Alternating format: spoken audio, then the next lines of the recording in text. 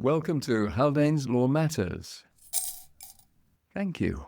Today I'm delighted to have in the studio Allan Zeman.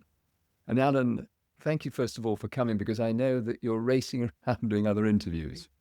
Yes. So in my life is probably an interview a day or a few interviews a day, but also because I'm half government, half private, I do so many things. So I'm very involved in and sit on so many boards as well. And very involved, not just in Hong Kong, but China. I'm in China a lot. I'm in Thailand a lot. Involved in so many different kinds of businesses, between property, between entertainment, between F&B, between, you name it, anything that kind of moves in Hong Kong. You're into it. Yeah, absolutely. Yeah. Well, I'm also an advisor for the chief executive for John Lee. I've been an advisor for every chief executive since Tung Chi-Wah. I've been C.H. Tung, I've done Siwa Lung, I've done Donald Chung, I've done Carrie Lam, and now John Lee. And I can tell you honestly, Jonathan, John Lee is the best of all of them. And I know we just had the policy address yesterday, and a lot of very, very good things in there. Really, probably the best one we've had, and a great way forward for Hong Kong. Very, very impressed. well, I'm going to circle back to that, but I'm going to say thank you, because you are a busy man and you're a man for all seasons now, really. And we're very grateful to have you for a moment.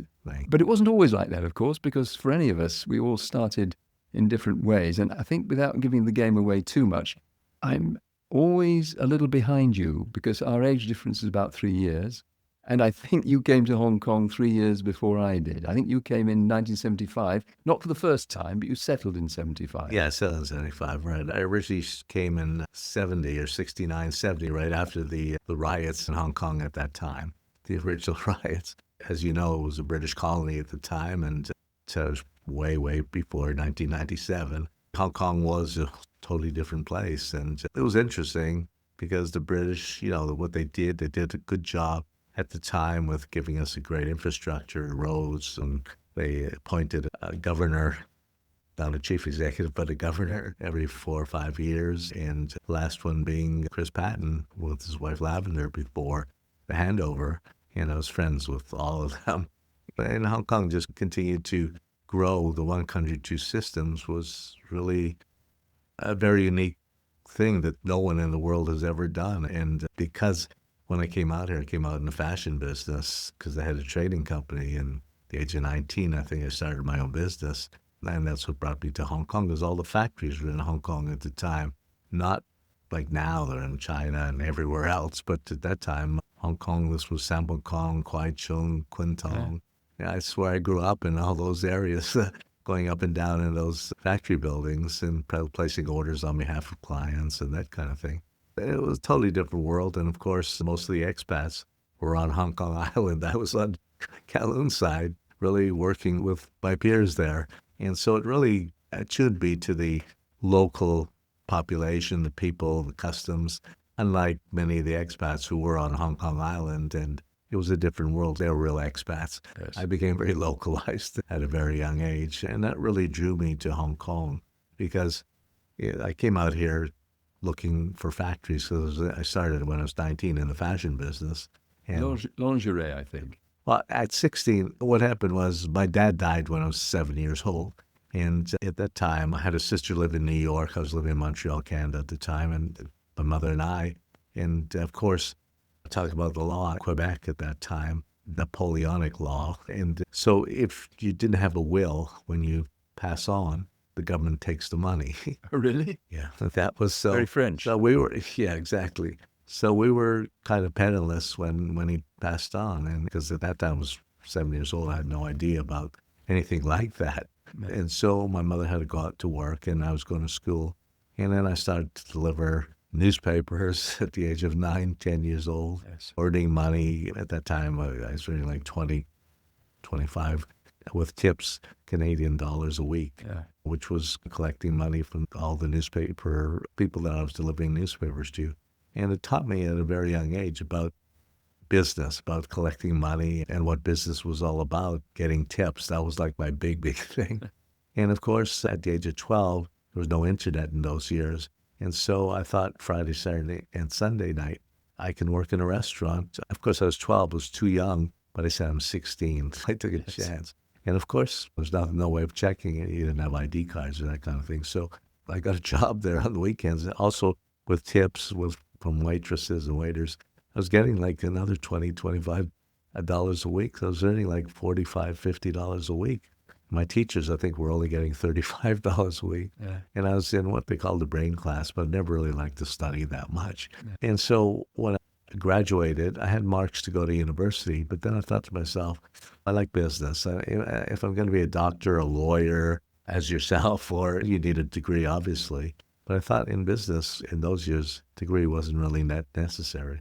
And so I was looking through the classifieds, and at the age of 16, there was a shipping clerk, a ladies' lingerie company looking for a shipping clerk. Well, when you're 16 years old, I didn't know what shipping meant, but I know what lingerie meant. I thought it had something to do with boats, something like that.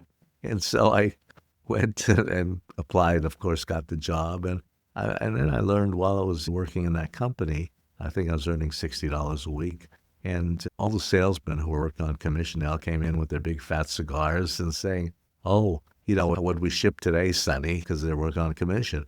So I thought to myself, you know what, I want to be a salesman. Yeah. And then I started looking through the classifieds at that time for a sales job. I was going on 17. And the largest ladies' dress company looking for a salesman, a showroom salesman. I had no idea what a dress looked like, but I always had guts. And so I went to apply for the job. And if you were HR, I ticked every box. Whatever the ad wanted, I had it. I took a chance because there's no internet. They really didn't check very closely in those years. I took a chance. And so they said, what are you doing? I said, I've been selling ladies' lingerie. And they said, oh, and how old are you? Couldn't say I'm 17 because how could I be doing that?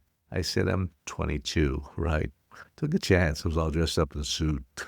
And they said, okay, and what's your salary? I think I was earning $60 a week at the lingerie company. And I said, well, salesman, I was earning $200. I took a shot, and I thought there's no way. Anyways, since I ticked every box, HR looked at me and said, oh, when could you start? I almost died in the chair. I was 17 years old. I thought to myself, I'd like to say right away, but I thought it's not cool to say right away. I said, let me think about it, and I'll call you in the morning. And I didn't sleep very well that night. I was just thinking about, oh, my God. And so that's exactly, I called the next morning and said, I can start in 2 weeks. Took a week off and went to New York and then started 2 weeks later. And I watched what other salesmen did. And so I learned very quickly. That's one thing about me. I am able to pick up things quickly. And so I started to do what other salesmen did. And the buyers were all young people. They're all in department stores. They're all about my age, and the young girls. And so I developed a very good relationship with them. Although I was working with everybody, all the other salespeople in the company were like my friends' fathers, careers. And I was like the kid, but it was the largest dress company that I wound up with. So they sent me on the road because the biggest, Western Canada was the biggest territory for them. And the traveling salesman at the time had been there for 40 years or something like that. He was going to retire. So they thought they'll send me out on a trip. And that's what they did. And I started to travel with him for a little bit, and I started to get the hang of it. I was very good selling. I always had the gift of gab. I could always talk. And because of that, he retired, and I got the territory, and I started to make a lot of money. Yeah. Allan, was this motivated by fear? In other words, you needed the money, or was it ambition? What got you going, do you think? It's a good question. But basically, when you're 17 or 16, you have no fear. Fear of poverty? No, I guess because when you grow up without a father, I mean, from what I understand, you had your father till he was 91 years old. So it's different. My father died at 50 of a heart attack, and I learned about life at a very early age. Yes. And I think that really hits home. So you become very mature. I never hung around with kids my age, basically. Everybody was always older than me because I thought always different than they did. So let me just ask you a question, if I may, and then I'm going to let you please Sure. tell a bit more of your story, which I love. I don't mind how often I hear it. I love it. No. And we share a lot of this, of course, because I came in 78. So Yes, that Hong Kong is familiar to me, so I enjoy it, and others will as well. But I was going to ask you this question. What's happening now in the world? Because you and I were both hardworking. We really tried. I was actually driven by fear, which is why I asked the question. I was fearful of being poor. Yeah. And nowadays, you see so many young people just floating. I think lying flat, is it? Yeah, That it's lying expression? flat, Yeah, lying lying flat. flat, lying flat. Why? What's going on? Well, we've evolved into a different world in those years when you and I were young. And one thing we knew, if we didn't work, basically we didn't eat. And so that was the motivation. And also, you wanted to be able to do things that really create something. Just in my world, the way I was born, I always thought to myself, if somebody else can do something, why can't I? We're all the same. We all come from a mother. I don't care if you're white, black, Chinese, South American.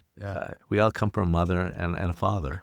And then death is the great equalizer. You know, Li Ka-shing and his driver will wind up exactly in the same place. Same place. Yeah, so you can't take anything with you. You realize that at a very young age. So I always thought to myself, if somebody can do something, all you need is the motivation. The problem that today's world is a lot of kids were brought up with kind of a silver spoon in their mouth. Their parents, they were the first generation. Second generation is where the parents really were working very hard. Some in factories, some came from China, some came from overseas. And they were all working very hard to put their children into school and then into university and that kind of thing. So the kids were kind of brought up very different than our generation. So, of course, many of them graduated or didn't want to find a job. They just felt, I'm used to being spoon-fed, Yes. so why not lie flat? And then, of course, Steve Jobs kind of screwed up the world. He did a good job for the world, but social media today is a killer. And that's what's destroyed, in my world, Western democracy.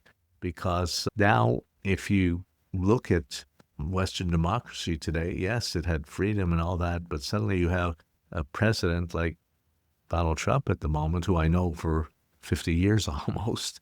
Yes, and I don't want to give him a bad name or that kind of thing, but I do, because the way he's handling things, changing the world, and the way he was able to get elected is MAGA, Make America Great Again, and the great United States that everybody used to look up to.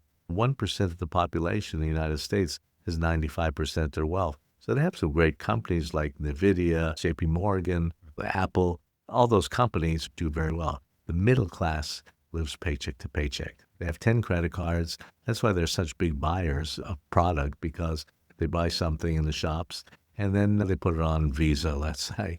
And then they buy something else. They don't pay the full amount, just put a little bit down. The next thing goes on to MasterCharge, pays a little bit. And then it's all credit, and then it revolves around. And of course, unfortunately, the lower class is they blame it on fentanyl, and it really has killed a lot of people in the United States. And so they've lost their luster. And unfortunately, social media, Donald Trump was able to say to the middle class who have nothing, basically, because if they lose their job, they can't afford to have a house or anything there. They don't even have medical insurance. They just abolished Medicaid and all that with his big, beautiful bill. And so that really has changed the way people vote. And if you look at all the so-called Western countries, the U.S. is a mess. He was able to get in through MAGA. I'm going to make you everybody rich. Vote for me. And so in the past, there was no social media. If two of us had an argument, okay, so we shake hands, we walk away. Today, it goes on social media immediately. And the problem is everybody believes that, oh, if it's on the internet, it must be true. It's on X or Truth Social or whatever, it must be true. And so that has kind of brainwashed the world, basically. And that's why if you look at all the countries, U.S., Canada, U.K., which is a mess, France, which is a mess, Germany, which is a mess, all the countries that before were like the G7 countries that everybody admired, suddenly have all got problems because of, I blame it all on social media. And that's really changed everything, because everybody has a chance through social media, no matter what you represent. And most people are rebels, because most people don't have big money. And the tendency for people in the world, they want to get rich. Everyone wants to be rich. And fast. And fast. And if somebody tells you, I'm going to make you rich, you're going to vote for me. The good thing, what I've learned in Asia, we've been here long enough to know, I've been in China 45 years. And before, China, had a lot of catching up to do. But then I realized my first office was in Hunan, was in the fashion business. 45 years ago, I've been in China. And I really experienced true communism at that time in Hunan. We didn't have food. We didn't have electricity. I used to take the train from Guangzhou to Hunan, 14 hours overnight on the train, on the hard seats, sitting with all the PLA, the army, guys lying in the aisles to sleep, and overnight. But it really taught me something that we used to play ping pong by candlelight, because in the hotel it was like nothing. And chefs used to leave at 5:30, 6 o'clock in the morning. There's no motivation. That was what communism was all about. Yeah. And then, of course, this little guy, Deng Xiaoping, comes along and changes everything with all brain. And he's the one that came up with one country, two systems for Hong Kong. It's never been done before. It's not a template in a history book or anything like that. You guys don't worry, you'll keep your system, but you have your common law system and China's civil law, as you well know. Yep. And so that was really a game changer. And then this little guy goes to Shenzhen, which is all farm and field at the time, and he says this will be a special economic zone. And I thought, he's nuts. If you went there, it was field and farm. Yeah. That was 45 years ago. They just celebrated their 45th anniversary. You look at Shenzhen today, it's one of the great cities in the world, with technology and everything. It attracted young people from all over China. And that really helped Hong Kong to now progress to where we are, But the problems we had in 2018, 2019, when the youth weren't comfortable and there was divisions in society here. Yes. At that time, and I understand exactly what happened, because for 100 years you're told you're British, because you are. Suddenly, July 1st, 1997, you wake up one day and, no, you're not British, you're Chinese. Doesn't happen anywhere in the world. Imagine in the UK, if the English are brought up and one day you wake up, no, you're Scottish now. Even worse. Or even worse, or Australians, no, you're a Kiwi now.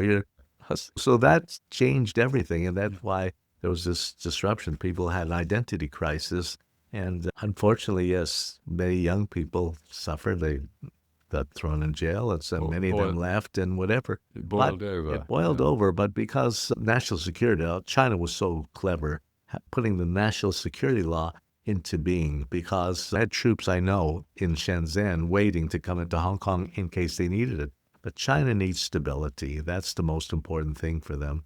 And so they decided to do a national security law. And at that time, of course, out of the 175, 180 countries in the world, 145 countries have a security law. Of course. And I've read Singapore's security law, much stricter than Hong Kong. UK security law, very, very stricter than Singapore. And then U.S. has 20 security laws. Try right? the Patriot Three Act. of them, yeah. And so Hong Kong, we have basically a baby security law, because they're quite lenient with what they did for Hong Kong. But of course, it gave ammunition to foreign countries to say, Hong Kong is being taken back by China and we'll now have national security law. But the good thing is our common law system really stands up. We have an independent judiciary. We have great judges here. We have very good lawyers. I don't have to tell you, Haldanes has been around for 50 many, years. many years. 50 years this year. Exactly. Yeah. And always had a good reputation. And Hong Kong now, today, is really an amazing place because with our financial services, it is 20% of the GDP today. And we have 3,000 family offices in Hong Kong at the moment from all over the world. Why? Because we have the money in, money out, no questions asked, and pegged to the U.S. dollar, which is good and bad points for 45 years, but still it adds stability because the U.S. dollar is still very, very strong in the world. Though weakening, Allan. Well, it's weakening right now because if you look at the U.S. dollar, like I do, there are 37 trillion U.S. dollars in debt. Yeah. And with Donald Trump's big, beautiful bill, which he just passed, which looks after his friends, the billionaires, Yes. and took away the Medicaid from the poor people. And so they were supposed to add 3.5 trillion to the debt, right? But it'll be more like 5 trillion when they're done with it. Yeah. And so that makes like 37 plus 5 is 42 trillion. And then they pay $1 trillion in interest every year. So before you know it, it's going to be at 50 trillion. The U.S. dollar, the reason now that most countries are kind of getting rid of or lowering their debt. China just sold a lot of US dollars. That's why gold is so high. I mean, it'll go through 4,000, because most countries are turning to gold, which is a national, acceptable in times of trouble, go for gold. And Bitcoin, are you a fan? Bitcoin was an invention that originally did not have any legs. And basically what happened, Donald Trump comes along. And really, when he became the president, he was broke. He didn't have any money. We know that. And so he saw a chance, and he hated Bitcoin the first time. But I saw an opening with his kids, Eric. right? Eric, and yeah, I had dinner. Eric was here For the 2 weeks ago. conference? Yeah, and I had dinner with him on the Friday night. Yeah, because we go back a long time with the family. So what he did was Trump came up with the mem coin with his face on it and Melania's face on the mem coin and crypto, and he made it part of the National Reserve for U.S. So that automatically made him into a $3 billion fund. And more countries are now, like in Africa, are using crypto to trade. Is it going to last? I still don't believe 100% because with true money, if you put it in the bank, you get interest. With crypto, the only way you can make money is if it appreciates. If it goes down, it still can't make any money. You lose money. I'm told, Alan, you shouldn't think of it as money. It's just an asset. Well, it's an asset like gold. I agree. A scarce one because it's capped. Yeah, I know. What I do like, what I think is going to change everything now is stablecoin. Yeah. Stablecoin definitely has legs because it's tied to fiat currency. And that's why the U.S. passed the Genius Act, which was to make sure that if the stablecoin has to be tied to U.S. dollar in the United States in order to be valid. And the good thing about that is it has a blockchain. It's tied to a blockchain. Yeah. And if you're an exporter, like I was in the past, right? Yeah. It's like China. China has Alipay and WeChat Pay. Everything is just on a QR code, and you get the money immediately. So the same thing is going to happen now. You don't have to go through the bank, through the SWIFT code, and all that. You avoid that. It goes directly into your wallet. Or you send it directly into my wallet as soon as the shipment leaves, and you get paid immediately. So you save a lot of bank charges. The banks will really have to look at this because that's a big part of their business as well. But this is going to change. As more and more people get used to stablecoin, and it's tied to blockchain, and so that potentially has legs because the world is headed for digital. Anyway, whether we like it, whether we like it or not. So and more and more people. Listen, we saw what it did in China. You come with cash or credit cards, they don't know what it is. Yeah, if you're from outer space. Today is a totally different world, And that's why I'm pretty confident that stablecoin will have legs because anything that makes people earn more money will go for works. Yeah. If it doesn't, you don't. Yeah. And then, of course, AI is a whole new world that we're talking about. We've had some talks in previous podcasts about that. It's a fascinating topic. Well, it is. And yesterday in the budget with John Lee, with the policy address, finally, because I'm one of the advisors, I've been pushing them, and I'm also part of his IT world. I'm also an advisor for the Science Park in Hong Kong, believe it or not. Yeah. So I've been pushing that government needs to really become digitalized because before, even if you want to build a project, a housing estate or anything, had plans by paper. You couldn't even see the guy behind the desk, because he was all piled up with papers. And so really, John Lee really gets it. And that's why now we deem that every government department now is going to have to be working with AI so we can simplify procedures, rules. Northern Metropolis, which is the feature for Hong Kong, it's the size of Hong Kong, basically. And I think that going forward, it's like a blank sheet, and we can do a lot of things there. It can be university town because we have 5 of the top universities in Hong Kong.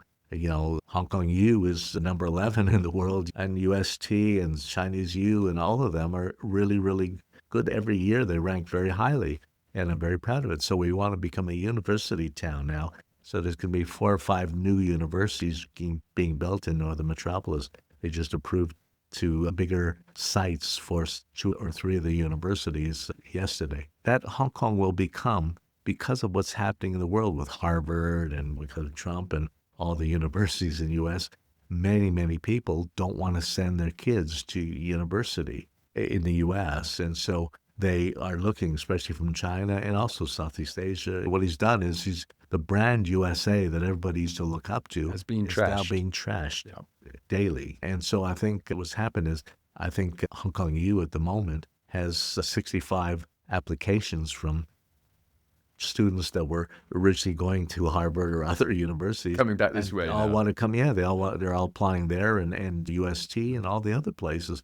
And so it really makes Hong Kong, and government realizes that, and we really wants to make us into an area for IT. Education, yeah, Education, and yeah. education. I mean, education is key to the success Well, of the that's territory. especially society. now. We'll see what technology has done for China. Yeah. China will be number one. Yes, originally U.S. came out with all these things, OpenAI, but the best thing Biden did for U.S.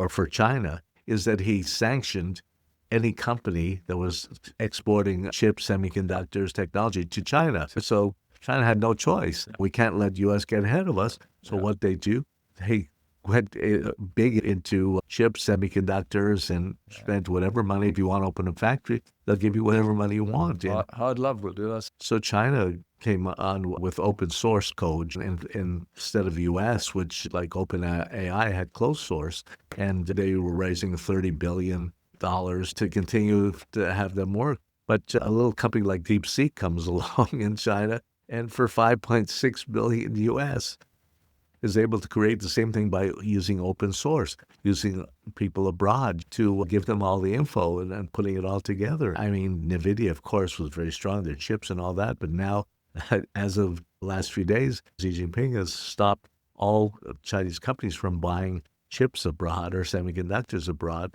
because they are now Huawei and even Alibaba, which I declare interest. I'm on the board of the local Alibaba group. And they've come out with chips equal to NVIDIA, the H20 chip for NVIDIA and all that. So I always say if somebody else can do something with a little bit of work, as you know, being a lawyer, you should be able to do it as well. And we haven't touched on the space economy, which... the space economy is another thing that, again, I mean, we talked about low altitude. There's a whole new dimension of things. EV cars. I had one EV car that I bought, and originally, they asked me they had somebody from O1, the newspaper group, sitting.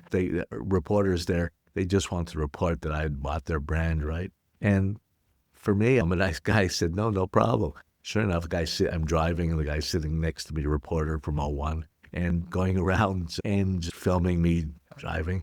The next thing I know, they put plaster on Facebook and everywhere.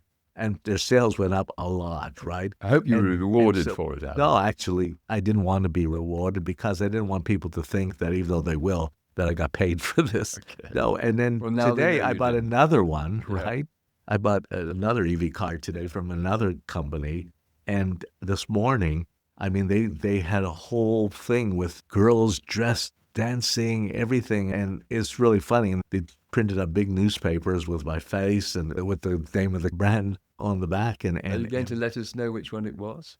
Well, I'll tell you, you'll see it everywhere. It's called Zeekr. The Zeekr is the new one. And I got the first X7 car that was delivered this morning to my office in Lan Kwai Fong. And they had a whole big thing, and all the press was there and all that. And I know they're going to plaster it around. It's fine, but... Have you driven it yet? I test drove it before I bought it, Joe, and it's very, very good. I mean, I like it because my first one was Xpeng, which everybody knows was right. And a good car as well. But I love EV cars. I used to have 3 Mercedes, actually, and I sold one SUV. It had a hard ride on it. But with EV cars, it's amazing because the handle of them is so much easier. And you save so much money on petrol. Yes. And it's just a different world, and that's where the world is going with technology and all the things, whether it's space, whether it's AI, everything, every technology. And in fact, even in your business with AI, because a lot of people, what happens. You just ask a question and you get all the things, and you still will need lawyers, I guess, to represent you. But I mean, every industry is like that. And so you have to prepare yourself. And why, the whole key is why should people use you or give them a reason to use you. So even if you have to read jig with all your solicitors, Yeah. you know. Yeah. And so I think that's really, really important. The human face is still going to be important. The human touch is still going to have its Always, place. unless you're in China with robotics now, Yeah. it's pretty scary. I mean, and they're teaching robots now to think like human beings. And that's the beauty. I mean, it's incredible because in China now, there are so many robots having races against one another. It's like human beings climbing stairs. Yeah. There's this picture yesterday in this SEMP where some robot was serving coffee. You can order through the robot. They go get the coffee. They make the coffee. Really, it's unbelievable. And the good thing is, Xi Jinping, I love him. He's so smart. Because the president, what he's deemed a few weeks ago is that because China has an aging population, same as Hong Kong, right? And so what they want to do is make sure that they keep robots. And what they're doing now is, because robots are taught to think, he's deemed every factory in export has to have robots in their factory, and most of the production will be done by robots. Because as people retire or older, the good news is a robot will work 24 hours. You don't have to pay for it, right? And that's the beauty. So the cost of goods will go right down because of that. So that's where the world is heading. And leisure time for people will increase, and why not? 100%. I mean, listen, we all want a better life. Yeah. As you get older, for sure. You want a better life. You want to be able to go out, enjoy your time, enjoy time with your friends, travel. Who knows? In the future, we'll be going to the moon or to Mars. They're talking, Elon Musk's talking about Mars. So, I mean, It's exciting. It's exciting because the world is not stagnant. As long as we can finish the wars, the stupid wars that are going on, but hopefully we'll be able to come to an end and not have more wars, because there's no point watching kids and people getting killed and all that. Better to live in peace and build a stronger world for everybody's sake. It sounds right. Now, can I just ask you, Sure. so that's a very bright future. I agree with it, by the way, and I enjoy the idea of that. Good. There is still a problem right now in Hong Kong, and that actually, fun enough, is probably hospitality and restaurants. How do they recover? Well, we had something that was invented called the GBA, the Greater Bay Area. Yes. And with transportation, all that, with high-speed rail, it's a problem because people now are able to go to Shenzhen. I use the hospital, Hong Kong Shenzhen Hospital there because it's a lot cheaper. Not that I need the money, but just for shots, I have eczema. And I sit on the board of Sanatorium Hospital for 16 years, so I would go to skin doctor here. Each shot you need to take, it's a new thing that's just developed in France for people that have eczema. It's called Duplexant. Okay. And you need to take one shot every 2 weeks for 9 months. And then, of course, you can lower it after 4 or 5 months to one a month. But each shot in Hong Kong is 9,500 per shot, right? And another doctor who I'd called in Hong Kong, he's 15,000 for the same shot. Yeah. So I said, what do the normal people do? How do they can't pay that kind of money? I can pay that, but they can't. Yeah. And so my doctor said, everybody goes to Shenzhen, right? And when you say F&B, it's the same thing. And I go to Shenzhen, so they make an appointment for me there. You know how much the cost is? Renminbi 1,200 per shot. And you go for a good meal afterwards. Oh, of course. But I'm just saying, so people just go on the weekend. Yeah. It's nothing. And people that live in Sha Tin, I mean, my assistant lives in Sha Tin. Her family, it's closer for them to go to Shenzhen than Central. And so you can understand. And the difference is the difference in currency. China's 30, 40% cheaper than Hong Kong. And so you can have a better meal, pay less money. So that is the problem for Hong Kong, where a lot of restaurants have gone out of business. And the other problem is that many of the restaurateurs did not change. They got old. And in the past, they can have yam cha or Chinese food and that kind of thing. But when people go into Shenzhen or Guangzhou, they get spoiled because they see wow, what I can get for like 3/4 of the price. And some of it's beautifully done. Oh, it's very, very, and the presentation, the food, everything. And so that's why they come back. And so that's why a lot of these restaurants have gone out of business, what we've had to do in Lan Kwai Fong, because it was always an expat place and that kind of thing. But after our good dear friend Carrie Lam decided not to open the schools and 200,000 expats left Hong Kong because of their kids, which changed Hong Kong at the time. Before I had waiting lists to get into California Tower. Yeah. And what happened was that now there's not many operators in Hong Kong that wanted to open new restaurants or new clubs or that kind of thing. And so I had a lot of empty space.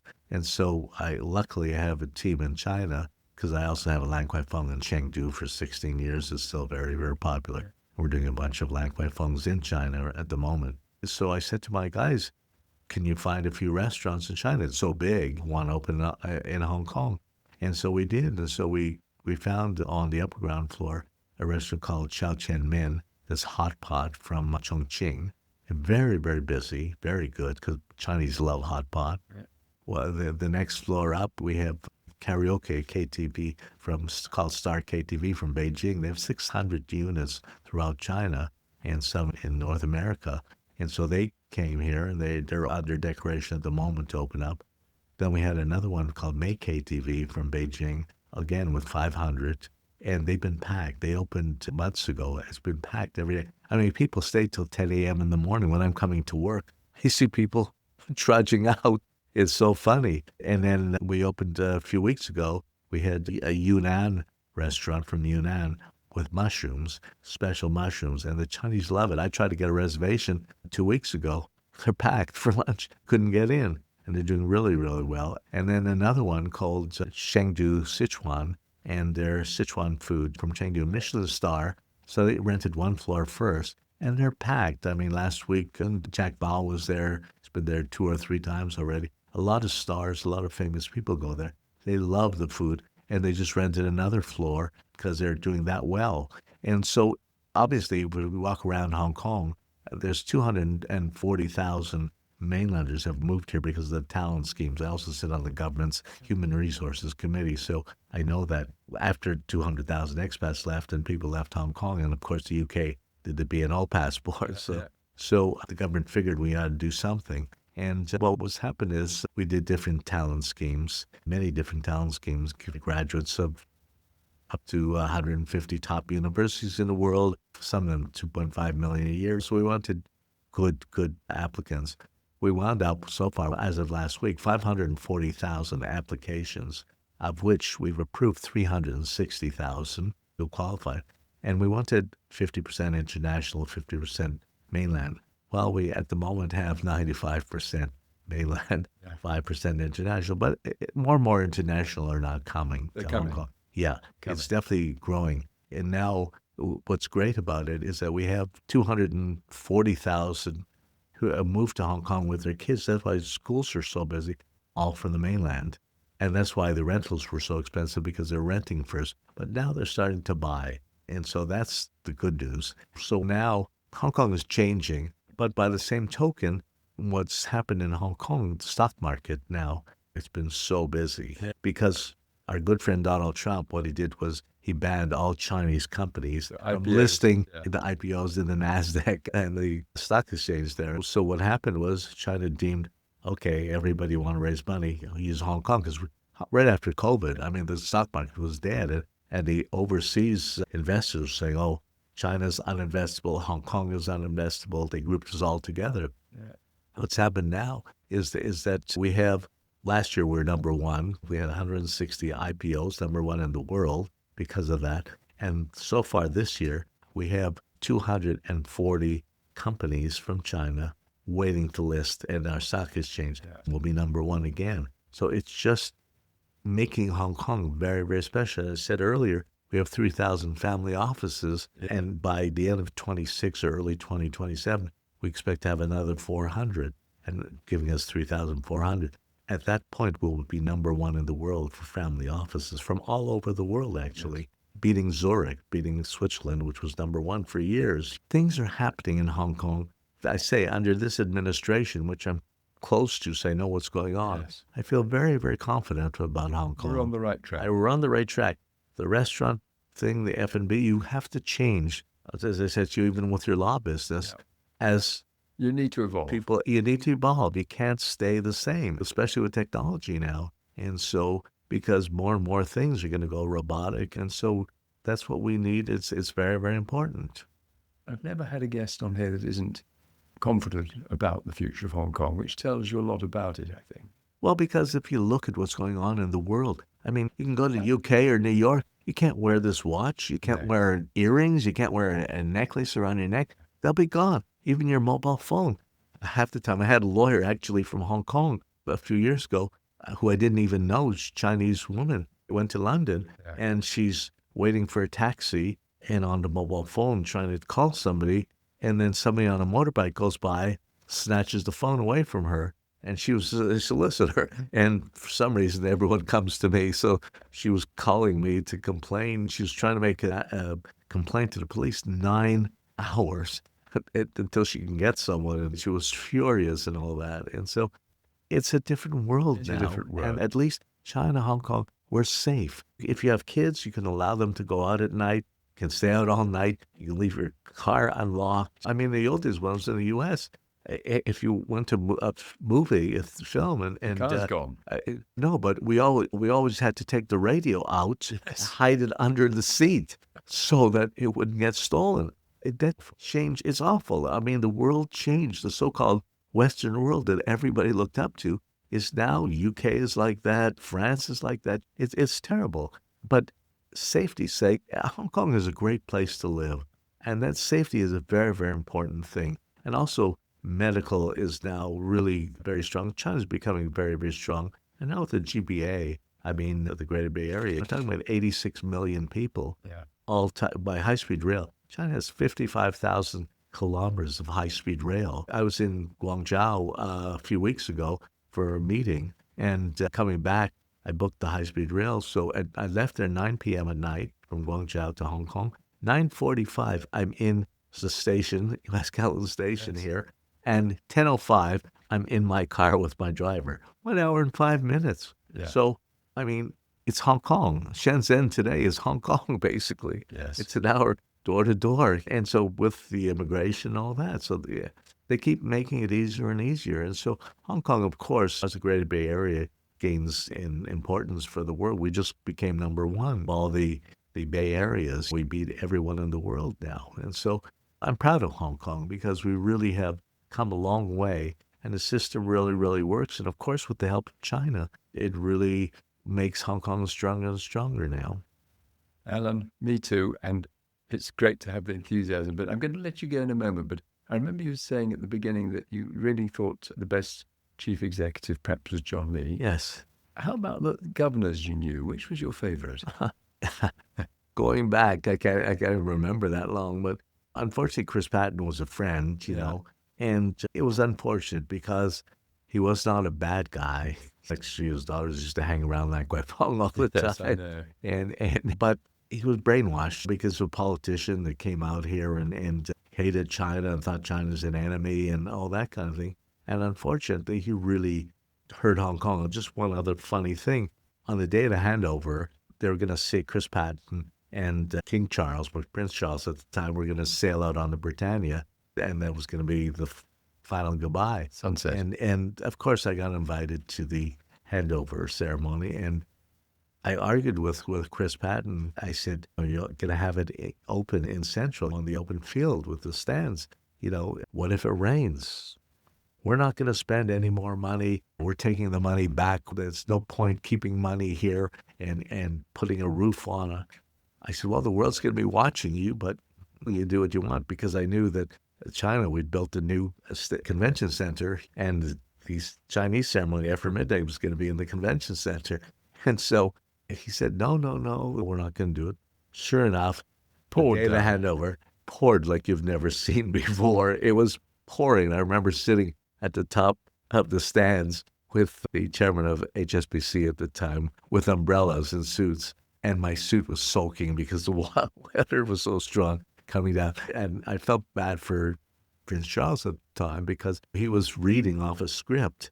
And so he was stuttering a lot. And of course, he got, in the UK, they really were angry, like the whole world's watching it, because they had a guy holding an umbrella for him. They didn't have a rostrum for him. And so later on, I found out that, the letters it was running. And so he's trying to make out, because he's actually a very nice guy. And so the day that the lunchtime of the handover, I was invited on the Britannia with my wife to just about 6 of us. I don't know why, we got invited, but it was amazing because just seeing the history and seeing a little teddy bear in one of the bedrooms was Queen Victoria's teddy bear. And he was like really a real gentleman. He was on a diet at the time, I think. Yes. And so we had a good lunch. And so that night, of course, after the British event, we were invited for midnight to the new convention center. Which and was we were dry. sitting there. I was dry. Done properly. Yeah, I was drying till 4 a.m. But it was, and the good thing about Charles, he kept sending me Christmas cards for 10 years after That's that with lovely. his family. Super guy, really, really nice. I'm happy he's the king now, and I wish him well. But a very, very nice guy. But when you ask me, I mean, we had governors, but it was a different world than today. I was thinking of Maclehose myself. Maclehose because he did an awful lot of was a good. very, very, very good guy. He did a lot for Hong Kong, and the people really liked him a lot. So, but it was a different time. It was a different time. Yeah, I was actually reflecting, and I'd forgotten. I was there in the rain. I can't remember how I was invited, but I got in there somehow as well. I It kept was thinking to amazing. myself, Awful. how bad It was it embarrassing. looked. It was embarrassing. It was embarrassing. Yeah. Lucky I'm not British, but it was embarrassing for me, But I took the shame as a Brit. Alan, it's been great fun having you. Thank you very much. Thanks for And, coming by. We go and back a long time. We you do. and we do. We go jointly. just- We go back 100 years. Yeah, it's scary. I tell everybody I'm 45. Yeah, so yeah. don't- I'll do the do the same. I'll take the hit, Alan. Okay. Thanks a lot. Thanks. Good to see you.